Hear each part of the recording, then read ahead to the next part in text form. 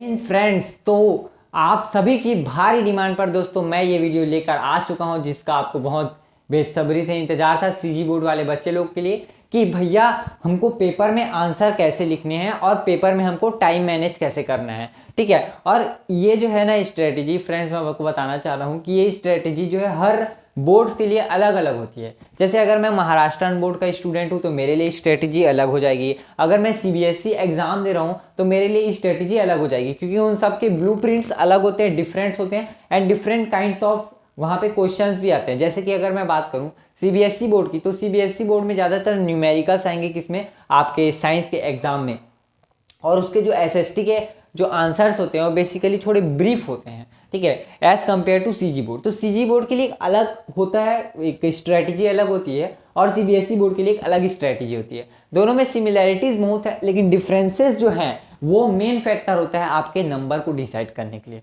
अब मैंने यहाँ पर पीछे आपके लिए कुछ चीज़ें लिखी है, देखो यहाँ पे। हमको पता ये होता है सर जी कि पेपर स्टार्ट होता है एंड होता है, लेकिन टाइम को कैसे मैनेज करें कि वो जो 3 घंटा होता है वो निकलता कैसे, ये पता नहीं चलता सर जी।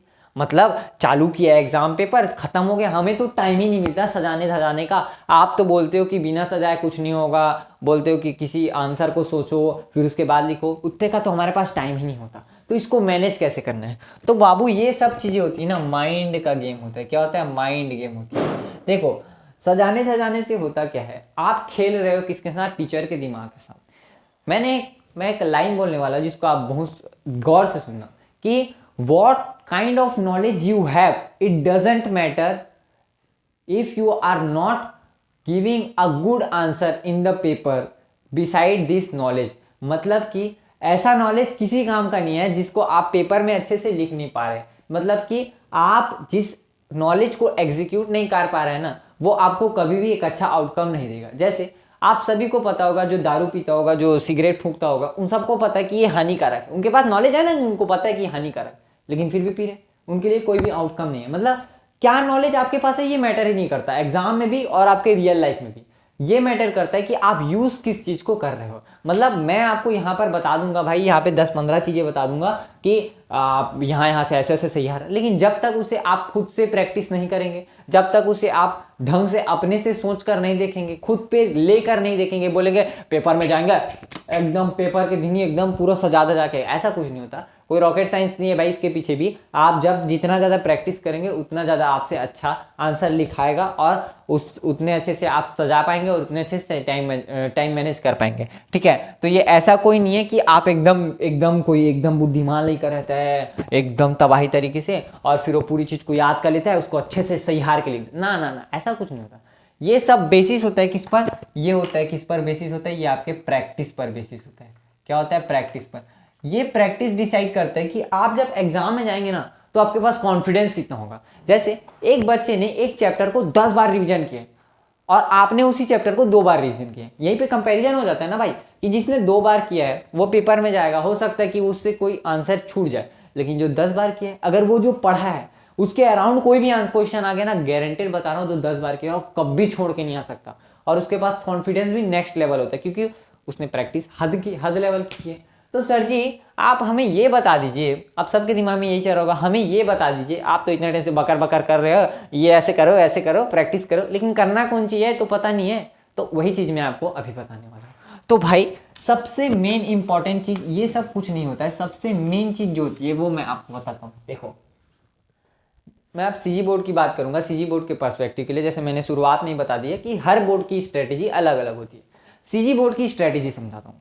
देखो सीजी बोर्ड में ना उतने अच्छे से एजुकेटेड टीचर्स तो है ही नहीं। सबसे पहली बात तो गवर्नमेंट टीचर चेक करेंगे आपका पेपर, और अगर आप एक इंग्लिश मीडियम के स्टूडेंट हैं तो आपके लिए सबसे बड़ी मेजर जो प्रॉब्लम होने वाली है ये है कि वो जो आदमी होता है ना, जो बैठा होता है आपके सामने जो चेक करने वाला, उतना ज़्यादा नॉलेजेबल आदमी नहीं होगा, और अगर आपकी किस्मत अच्छी हुई तो आपको नॉलेजेबल आदमी मिल जाएगा। ठीक है, तो वो लोग क्या करते हैं ना, उन्हें मॉडल पेपर दिया जाता है, उसमें चार्ट शीट रहता है, वह उसी में जो आंसर रहता है वो उसके अकॉर्डिंग इस पर चेक करते हैं। और वो ऐसे ही चेक करते हैं कि जो आपका जो मॉडल पेपर है उससे कुछ पॉइंट उनको आपके आंसर में खोजते हैं। अगर वो पॉइंट उन्हें दिख गया तो फिर वो क्या करते हैं, खटाखट चेक कर देते हैं। रीजन क्यों है, देखो वो पॉइंट क्यों खोजते हैं, समझो। उनको एक पेपर का मिलना है बाबू 10 रुपया, एक पेपर का मिलना है 10 रुपया, मुझे बताओ कौन आपका पेपर लेके एकदम ज़्यादा माथापच्ची करने बैठेगा कि उसको 10 रुपये से मतलब है कि आपके पेपर से मतलब नहीं। तो आपको वो पॉइंट्स चाहिए जो इस 10 रुपये को उसको दे सके।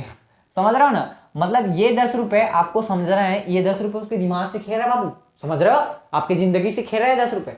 कैसे समझते हैं, उसको चाहिए 10 रुपये। अब वो खोज रहा है मॉडल पेपर। हम देखो मॉडल पेपर उसके पास है, मॉडल पेपर में देखिएगा हाँ ये वाला पॉइंट इस बच्चे ने लिखा है, वो आंसर वो नहीं पढ़ेगा, नहीं पढ़ेगा आंसर, नहीं देखता आंसर, नहीं देखता। कोई बोलता है ना आंसर पढ़ता है, मेरे पास एक बार भेज देना उसको, वो आंसर वो पॉइंट खोजेगा और पॉइंट उसको दिख गया ना, तुरंत मारेगा 2 नंबर खत्म, तुरंत मारेगा 3 नंबर खत्म।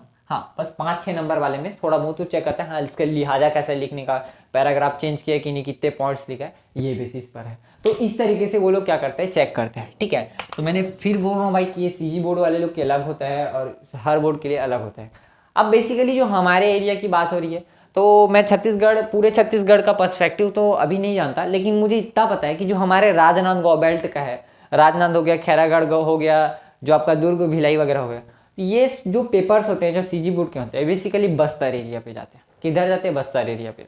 अब मैं बताना चाहूँगा, देखो भाई जो बस्तर का है वो एकदम बुरा मत मानना, लेकिन रियलिटी है कि जो बस्तर है ना वहाँ पे उतनी अच्छी सी, मतलब जानते हो आतंकवादी लोग ज़्यादा रहते हैं वहाँ पे, तो वहाँ पे दिक्कत ये है, वहाँ पे कोई चेकर नहीं आता, वहाँ पे कोई कुछ करने वाला, और ज़्यादातर बस्तर में बेसिकली ट्राइबल्स लोग को ही क्या दे दिया जाता है, वहाँ पर उनको संरक्षण आरक्षण दे दी जाती है, और उसके बेसिस पर वो बेचारे क्या बन जाते हैं, टीचर्स बन जाते हैं।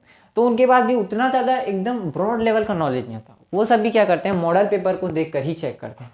तो अगर आपको ये पता है कि मुझे एक आंसर में कीवर्ड कैसे निकालने, इस चीज़ को जो मैंने अभी बोला उसको कीवर्ड बोलते हैं, तो कीवर्ड कैसे निकालना है और कीवर्ड एक ही नज़र में उसको दिख कैसे जाए, ये अगर आपको पता चल गया ना, तो भाई साहब आप आंसर कुछ भी लिख के आओ, अगर वो कीवर्ड ही है ना तो आपको नंबर दे जाएगा।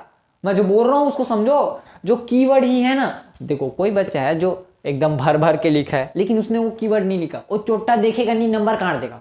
लेकिन अगर आपने आंसर थोड़ा अच्छे से सजा के लिखे, थोड़ा छोटा भी लिखा, लेकिन अगर उसको वो कीवर्ड मिल गया, दे के चले जाएगा नंबर।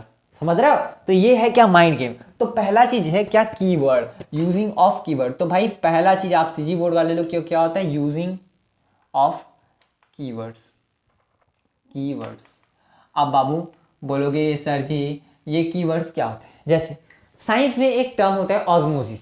अब ऑस्मोसिस जो है ना ये हर बोर्ड के लिए लागू होता है। जैसे ऑस्मोसिस है, तो ऑस्मोसिस में क्या होता है ना, उसमें होता है ये, जब कोई भी रेयरर मीडियम से डेंसर मीडियम की तरफ मॉलिक्यूल्स जाते हैं through a semi permeable membrane. मैंने क्या बोला, सेमी परमिएबल मेम्ब्रेन, मतलब उस क्वेश्चन के लिए सबसे इंपॉर्टेंट पॉइंट क्या हो गया, सेमी परमिएबल मेम्ब्रेन।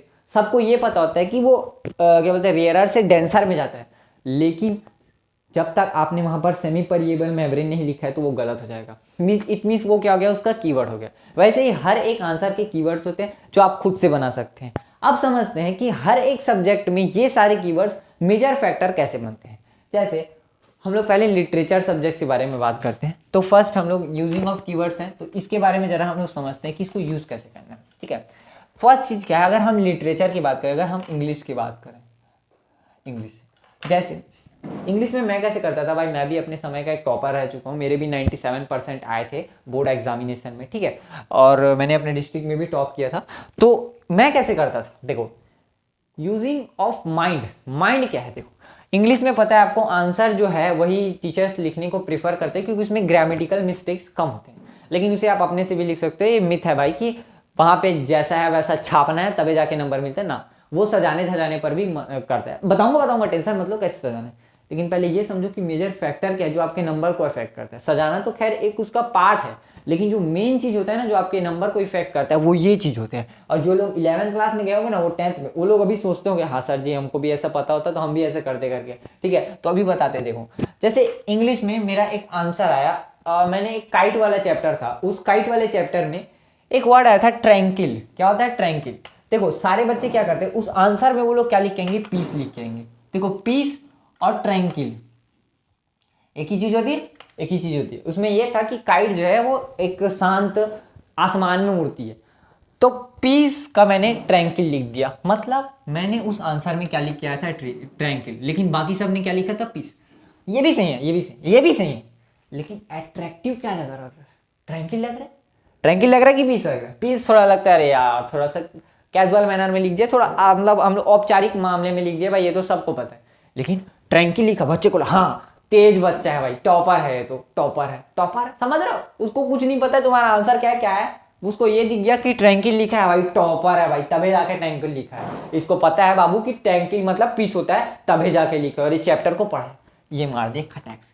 मतलब इंग्लिश का मेन मुद्दा ये है कि जो जो चैप्टर को एक बार रीड कर लो भाई, एक बार रीड कर लो, ठीक है, या फिर आप बोलें तो मैं हर एक चैप्टर का वो भी निकाल के दे दूंगा आपको कि उसके की पॉइंट्स क्या होते हैं। तो चैप्टर को एक बार रीड कर लो, और चैप्टर को रीड करने के बाद आपको जो वोकैब्स मिलेंगे उसको कहीं पर एक जगह लिखो। मैं नहीं बोल रहा हूँ कि आपको याद करना, पेपर के एक दिन पहले भी अगर आप उसे थोड़ा बहुत देख के जाते हैं, अपने आंसर में थोड़ा बहुत यूज़ भी करते हैं, तो आपके दिमाग में रह जाएगा। और ऐसे वर्ड्स को अगर आप लिटरेचर में यूज़ करते हो तो गारंटी बोल सकता हूँ, मेरी गारंटी लिख के ले लो, अगर तुमने गलती नहीं की ना तो मैं तुम्हें बता सकता हूँ कि तुम 99 भी ला सकते हो लिटरेचर में, ठीक है। मेरे आए थे 97, मेरे आए थे 97, मैंने कुछ डुएट डायरेक्टेड वगैरह में मिस्टेक किया था, इस कारण से मेरा कटा, मेरा 3 नंबर बस कटा था। और वो भी देखो सुनो, मुझे पता था कि मेरा कंफर्म था मुझे 3 नंबर कटेगा, 1 नंबर एक्स्ट्रा नहीं कटा, सोच के देख लो, एक स्पेलिंग मिस्टेक नहीं था, मेरा 1 नंबर भी एक्स्ट्रा नहीं कटा। मैंने 2 फिलअप गलत करके आया था, 1 डुएट डायरेक्टेड गलत करके आया था, मेरा सिर्फ 3 ही नंबर कटा। और मैंने कौन सा फॉर्मेट यूज किया था ये, और जिस बच्चे का मैं बता रहा हूँ, मेरा एक दोस्त था, उसका भाई पूरा का पूरा सही था, लेकिन फिर भी उसके कितने नंबर कट गए, 5 नंबर कट गए। उसका पूरा सही था, मेरा 3 मैंने अपने से गलती किया था, उसका पूरा सही था, फिर भी उसके 5 नंबर कट। क्यों? डिफरेंस ये हो जाता है कि आप लिख कैसे रहे।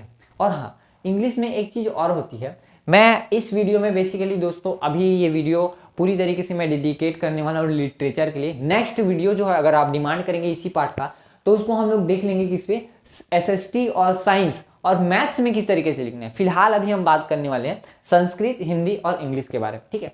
तो इसमें एक चीज़ और क्या होती है, जैसे आप जब भी इसको लिख रहे हो ना, इंग्लिश को अगर आप लिख रहे हो, मेन चीज़ क्या होता है ना, आपको क्या करना है, यहाँ पर आपको ये बताना है सामने वाले को, हाँ सर जी मैंने प्रोस से क्वेश्चन लिखे हैं। कैसे लिखे हैं? प्रोस से। प्रोस, अब प्रोस का मतलब क्या है, आपके क्वेश्चन पेपर में पोएट्री का भी सेक्शन होगा। अब आपने चैप्टर पढ़ा, आपको पता होगा कि कौन सा पोएट्री का क्वेश्चन है, कौन सा प्रोस का क्वेश्चन है, नहीं कौन सा हमारे चैप्टर से आ रहा है। तो जो जो चैप्टर के क्वेश्चन है ना, उसे प्रोस ऐसे ऊपर में हेडिंग डालो, और आंसर नंबर 1, और अगर आंसर नंबर 2 पोएट्री है तो छोड़ो, आंसर नंबर 3 डालो, और प्रोस के सारे क्वेश्चन एक जगह इकट्ठा मार दो। उसके बाद फिर पोएट्री लिख के पोएट्री के सारे क्वेश्चन इकट्ठा मार दो। ये होता है तरीका। और एक चीज आपको एकदम मतलब जो बोल सकता है एकदम रामबाण है बाबू, यूज करके देखना, एक बार कभी यूज करके देखना, टीचर का दिल खुश नहीं हो जाए तो बोलना। क्या करना, पेपर जब लिख रहे हो ना, तो चैप्टर अगर आपको उस आंसर में वो कौन से चैप्टर का है, उस चैप्टर के ऑथर या पोइट का नाम याद है, उस ऑथर के पोइट के ऑथर का नाम है, चुपचाप यहाँ पे लिखना। नीचे में ना, आंसर के शुरुआत में ना लिखियो, आंसर के नीचे, मतलब यहाँ मैंने आंसर लिख दिया, जैसे ये मेरा क्वेश्चन है, यहाँ पे मैंने आंसर डाला, यहाँ पे आंसर नंबर डाला, यहाँ पे मैंने लिखा, और लास्ट में क्या लिखना, author is dash dash dash, कोई भी ऑथर है उसका नाम, या फिर ये कोई पोइट्री है तो यहाँ पे लिखना poet is dash dash dash. ये 100% वर्किंग चीज़ है, इसको आप यूज़ करके देखना भाई, बहुत नंबर पाते हैं आदमी में, ठीक है। तो ये यूज़ करने वाली चीज़ें, तो ये तो है क्या भाई इंग्लिश का, ठीक है। अब हम लोग देखते हैं कि हिंदी में किस तरीके से आपको आंसर को प्रेजेंट करना है। हिंदी जो है ना, एक ऐसा लिटरेचर है जिसपे सबसे ज़्यादा नंबर कटने के चांस होते हैं, चाहे वो 10th का स्टूडेंट हो, 9th का स्टूडेंट हो, 11th को या 12th को हो। ये तो बहुत बड़ा मेजर फैक्टर है, इससे मैं भी जूझा था बहुत ज़्यादा। मतलब मैंने तो भाई तुमको रियलिटी चीज़ बताऊँ, मैंने जितना साइंस और सोशल पे फोकस नहीं किया, मैथ्स पे नहीं, उतना मैंने अपने 10th में संस्कृत और हिंदी पे फोकस किया था। मेरे सबसे ज़्यादा मुझे किसी पेपर से डर लगा आज तक तो सिर्फ था संस्कृत और हिंदी, और अभी भी लगता है यार, हिंदी से बहुत डर लगता है मुझे। साला बड़े आ छोटे हूँ, बड़े हूँ छोटे हूँ, बड़ा कचरा चीज़ है जी बहुत। तो चलो समझते हैं कि हिंदी का रामबाण उपाय क्या है। मैं बता दूं कि मेरे हिंदी में आए थे 94 मार्क्स आउट ऑफ 100। कितने में आए थे? 100 में मेरे आए थे 94 मार्क्स। और वही बात करूँ, मेरी राइटिंग आप सभी देखते हैं बोर्ड पे बहुत ज़्यादा अच्छी नहीं है, मतलब मेरा राइटिंग ऐसा है कि आप पढ़ सकते हो, विजिबल है ओनली एंड ओनली, ठीक है। अच्छा हाँ, और बोर्ड में सबका मिथ ये रहता है छोटा जो राइटिंग अच्छा है उसका नंबर अच्छा आ जाएगा। सुनो, मेरा एक दोस्त है जिसका राइटिंग बहुत बेहतरीन है, मतलब देखोगे तो आपको लगेगा भाई मौज कर दी करके, लेकिन उसका हिंदी में कितना है पता है? उसका कटा था 16 नंबर। कितना कटा था बाबू? 16 नंबर। उसका आया था 84 आउट ऑफ 100। मेरा राइटिंग खास नहीं, ठीक है, मेरा एक टेक्निक था जो मैंने यूज़ किया जिसके कारण मेरे इतने आया। तो अगर आपको इतना आना है तो यो वो वाला भी जो है आप टेक्निक मेरे से सीख लीजिए। आप इतना क्या यार, आप इससे ज़्यादा लाइए, ठीक है। तो मेरे 94 आए थे, मैं होप करता हूँ, और अगर किसी का आ जाए भाई बोर्ड में रिजल्ट आने के बाद तो यहाँ कमेंट में मार देना कि किसका आया, ठीक है। तो हिंदी का देखते हैं, हिंदी का स्ट्रेटेजी क्या है। देखो, हिंदी को बेसिकली चेक करने का कोई फंडा ही नहीं होता। क्या बोल दिए सर जी? हिंदी को चेक करने का कोई फंडा ही नहीं होता। हिंदी में ओनली एंड ओनली आपकी चेक किया जाता है प्रेजेंटेशन। ये मैंने जो बोला है ये बहुत इंपॉर्टेंट लाइन है, ये बहुत बच्चे को पता नहीं होता। उनको क्या लगता है ना कि हम सटीक सटीक आंसर लिख के आएंगे हमको नंबर मिले, ना ना ना बाबू, वो स्कूले में चलता है, वो आपके टीचर के अकॉर्डिंग स्कूले में चलेगा। यहाँ पे जो आपका बोर्ड है वो आपका बाप है, तो उसके अकॉर्डिंग आपको चलना पड़ेगा। वो जो चेकर रहता है उसके माइंड सेट में क्या रहता है, देखो बच्चा अच्छे से लिखा हो, यहाँ पे प्रॉपर, जैसे मैं आपको बता रहा हूँ ये हर जगह यूज होता है। जैसे यहाँ पे उत्तर क्रमांक एक समथिंग मैं यूज़ करूँ, यहाँ पे डबल लाइन खींच दिया। यहाँ पे आपका प्रॉपर एक मार्जिन होना चाहिए, हो सके टाइम बचे तो डबल लाइन खींच दियो। ये गलती कभी ना कियो इधर लाइन खींचने वाला, ना ना ना ना, ये आपको जो भी बता रहा है आपको भोरहा में लेके जा रहा है बाबू, ये कभी नहीं करना है। क्योंकि जो बोर्ड एग्जाम का जो शीट होता है भाई, वो शीट ही इतना पतला होता है, आप इसमें और लाइन खींच दोगे तो कितना ही मर जाओगे क्या। एक लाइन में आप 2-3 वर्ड लिखोगे तो चोटा देख के अवे गुस्सा आ जाएगा, चोरहा गतर का पेज वेस्ट कर रहा है भैया गतर के। एक तरफ लाइन खींचना है, दो तरफ नहीं पता ये कौन लाया, कौन है इसको दो तरफ लाइन खींचने वाला। ये सिर्फ वर्क होता है भाई मैथ्स में, मैथ्स में आप खींच सकते हैं, ताकि मैथ्स में, क्योंकि पता है ना मैथ्स में थोड़ा सॉल्यूशन रहता है, लेकिन इसमें जब लिखते समय हो तो कभी भी इधर मत खींचना है, थोड़ा सा बहुत बड़ा फॉल्ट हो जाता है। और मुझे लगता है यहाँ पे जितने लोग देख रहे हो हाँ ऐसे चौंक गए होंगे, सर जी हम तो दोनों तरफ खींचने वाला है, हमको टीचर्स ने बताया। ना ना ना बापू, मैं जो बोल रहा हूँ उसको समझो, दोनों तरफ नहीं खींचते हैं, एक तरफ बाइज्जत से खींचो और अच्छे से डबल लाइन खींचो। अगर आपको एक इधर खींचोगे एक उधर खींचोगे उससे अच्छा यहाँ पे 2 लाइन खींच, ऑब्वियस सी बात। अब इसको लिखने का तरीका क्या होता है, देखो कई बचकाने लड़का लोग क्या करते हैं, ऐसा लिख देंगे। देखो यहाँ पे वो लोग क्या करेंगे ना, ऐसा ऐसा लिखेंगे, कचर कचर कचर कचर कचर कचर लिख देंगे, कचर कचर। और कचर कचर लिखने के बाद यहाँ पे ना कोनो लाइन है ना कुछ, यहीं से चालू कर देंगे उत्तर क्रमांक ला हमें हेड ऑन। बाबू ये तो सोच के देखो, जो नंबर देगा वो कहाँ तुम्हारे मुड़ी में चढ़ के देगा, नंबर नहीं देगा ना। तो आपको आंसर लिखते समय ये याद रखना है, जब आप उत्तर लिख रहे हो उसके एक लाइन छोड़ के आपको लिखना है क्या आंसर, और जहां आंसर लिखे उसके बाद आपको कितने लाइन छोड़ने, तो आपको 2 लाइन छोड़ने, कितने लाइन छोड़ने, 2 लाइन, ताकि आप जब अगर आपके पास टाइम बचे, ऑब्वियस सी बात है हिंदी में जितना आप प्रैक्टिस करेंगे उतना ही होगा। कई लोग का एग्जाम में पेपर ही पूरा सॉल्व नहीं होता है, क्योंकि इसमें एटलीस्ट आपको निबंध को नया एटलीस्ट मैं बताऊँ तो 8 पेजेस तो लिखनी होती है। मैंने 8 पेजेस लिखा, मेरे पास तो 10 मिनट बच गया था। क्यों? दिक्कत ये है ना, प्रैक्टिस करके नहीं जाते बच्चे लोग, उनको लगता है हिंदी हलवा है। चोरा तुम्हारा हलवा देखना, तुम मैथ्स में ला लो, साइंस में ला लो, ये सब में ला लो, लेकिन अगर आप बोर्ड में मेरिट लिस्ट में आने का सपना देख रहे हैं तो आपको हिंदी और संस्कृत कड़ा करना पड़ेगा, और ये कड़ा होगा बेसिकली दिमाग से। देखो आप आंसर को कितना याद करो, मैंने फिर बोला नॉलेज आपके पास कितना है, आप जैसा लिख रहे हो ना उसी अकॉर्डिंग आपको मिलेगा।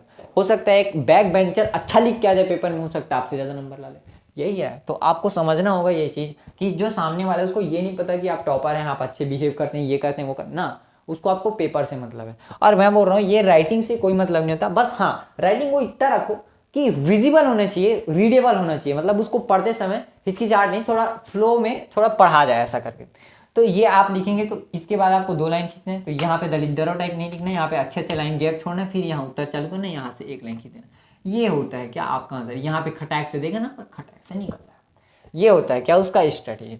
अब इसको लिखने का भी तरीका होता है। जैसे मैं अपने समय में मैं क्या यूज़ करता था, मैं यहाँ पे जैसे मान लीजिए ये कोई एक चैप्टर है, अब उस चैप्टर का मुझे लेखक का नाम याद है, ठीक है, तो मैं क्या करूँगा कि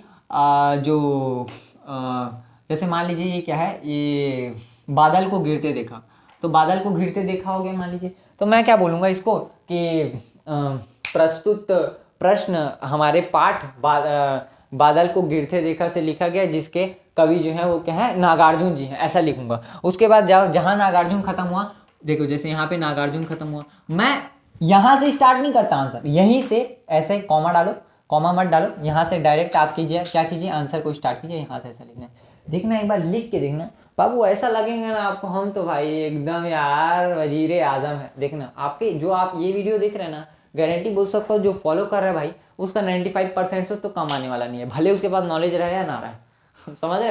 क्योंकि मुझे पता है कि सीजी बोर्ड वाले लोग चेक कैसे करते हैं, मुझे बहुत पता है भाई, बहुत एक्सपीरियंस हो चुका है भी मुझे, ठीक है ना। तो ये क्या होता है, इस तरीके से लिखा जाता है। तो पैराग्राफ चेंज भी मैटर करता है। और सबसे बड़ी बात होती है लेंथ। हिंदी में अगर आपने भर भर कर लिखना नहीं सीखा तो मर जाओ, कुएं में कूद के मरे जाओ। क्योंकि अगर आप भर भर के नहीं लिखोगे तो हिंदी वाला आपको नंबर ही नहीं देगा। क्योंकि हिंदी वाला जो रहता है सबसे मनहूस, बोलता हूँ मैं टीचर को नहीं बोलता भाई, जो अगर होगा तो गलती से माफ़ कर दियो। लेकिन सबसे जो मनहूसियत टाइप के चेक करते हैं ना, जिनको ऐसा लगता है कि हम तो, अरे हम ही तो देश को बनाए हैं जी, वही लोग चेक करते हैं हिंदी पेपर। उनको कुछ नहीं पता भाई, अंडरस्टैंड कुछ के कुछ काटेंगे यहाँ पे, अब सही लिख दियो, हाँ जो रहा अच्छे से नहीं ले 1 नंबर, अच्छा 3 नंबर का है, हम कहा देंगे 2 नंबर, हम तो काटेंगे 2 नंबर है, इंग्लिश मीडियम का बच्चा है। और ये भी होता है, इंग्लिश मीडियम के बच्चे के साथ गद्दारी होता है यहाँ पे। हिंदी मीडियम वाले को ज़्यादा नंबर मिलते हैं हिंदी में एज कम्पेयर टू इंग्लिश, ठीक है। तो इसको काटने के लिए आपको कुछ ऐसा करना पड़ेगा कि वो जो नशे में भी चेक कर रहा है उसका भी दिमाग फट जाए, भाई साहब क्या पेपर लिखा है, मारो 2 नंबर इसको, गदागद गदागद। तो वैसा टाइप का आपको लिखना है। तो मैंने बताया कि आपको पैराग्राफ प्रॉपर चेंज करने हैं और क्या बोलते हैं ये। तो बेसिकली इसमें तो हम लिटरेचर देखना है। अगर आप डिमांड करेंगे तो अलग अलग, मैं जैसे हिंदी में एक एक आंसर लिख के दिखाऊंगा कि आपको किस तरीके से आंसर को लिखते हैं, ठीक है। तो ये बेसिकली थी कि हिंदी की बात। और हिंदी में अगर आपको ऑथर वगैरह का नाम तो याद है, तो लिटरेचर का मेन रामबाण होता है कि ऑथर का नाम लिखो, ऐसा लिखो। और मेन बात होती है प्रैक्टिस भाई, जितना प्रैक्टिस करोगे उतना ज़्यादा होगा। मेरे ही मानते हो तो जब आप फरवरी में अगर कोई इसको देख रहा होगा, तो जब पेपर देख रहे हो ना, तो आप अपने से भाई 2.5-3 घंटे का क्या करना, टाइमर लगाना, 3 घंटे का टाइमर लगाना, प्रीवियस ईयर क्वेश्चन पेपर उठा लेना और उसको सॉल्व करना चालू कर देना। एकदम ऐसा नहीं है लुक्खे टाइप लगेगा, अरे यार पेपर में और अच्छा बना, ना ना ना, जो आप वही बना रहे हो ना वही जाके पेपर में बनेगा। तो उसको आप ऐसे लिखना, एक ही आंसर लिख, मतलब एक ही पेपर देना दिन भर में, लेकिन उसको एकदम ऐसे लिखना कि आप रियल में पेपर में बैठे हो। और खुद से गद्दारी करोगे तो आपको मिलने वाला जाने वाला तो कुछ नहीं, ठीक है। तो खुद से बनाना ट्राइमर, और ट्राइमर में जो है आप आंसर लिख के देखना। और एक बार अपना एक्सपीरियंस कमेंट में शेयर कर देना भाई कि जो मैंने बताया वो क्या सच है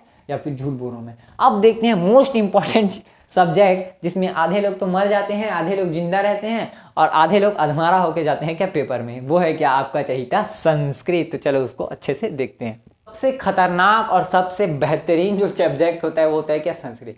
क्योंकि अगर आपने संस्कृत में सामने वाले जो चेक करने वाले का दिल जीत लिया ना, अगर शुरुआत में इंप्रेशन आपने बना लिया बाबू पेपर के कि ये मेरा टॉपर का पेपर है, भले आप ना रहो कोई दिक्कत नहीं है, लेकिन ये आपको उसको लग गया ना भाई कि ये टॉपर का पेपर है, वो देखेगा नहीं अगर आपका कोई आंसर गलत भी होगा, बीच बात में सट सट सट सट दे के निकल जाएगा। उसको क्या किससे मतलब है, 10 रुपये से मतलब है, समझ रहे हो, 10 से मतलब है उसको, आपसे कोई मतलब नहीं है, भाड़ में जाओ आप।